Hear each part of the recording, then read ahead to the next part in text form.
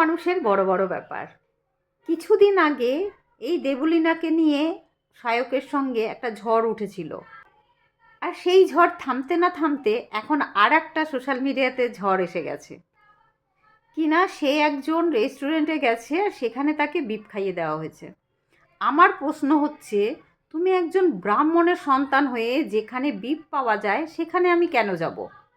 সেখানে তো তোমার জন্য স্পেশালভাবে কিছু বাসন কোসন, তারপরে তোমার জন্য কি সে স্পেশালভাবে তো রান্না হচ্ছে না, সেই তো সবার মতনই রান্না হচ্ছে, সব কিছু ছোঁয়াছানি।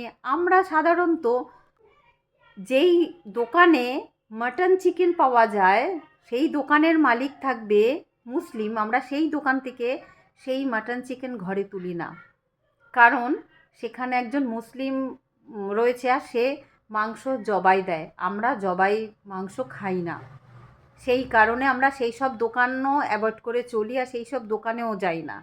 তাহলে তুমি একজন ব্রাহ্মণের সন্তান হয়ে কি করে সেই রেস্টুরেন্টে গেলে যেখানে এসব পাওয়া যায়? আমি তো বলবো অপরাধী তুমি, কারণ তুমি যদি সেখানে না যেতে তাহলে তো এই কাণ্ডটা ঘটতো না। তা না, তুমি খাওয়া দাওয়ার শেষে তারপরে বুঝতে পারলে যে তুমি বিপ খেয়েছো, এখন চিৎকার করলে আর কি হবে? যা খাবার তো তা খেয়েই নিয়েছো। সেই জন্যই বলি, করিয়া ভাবিও না, ভাবিয়া করিও কাজ।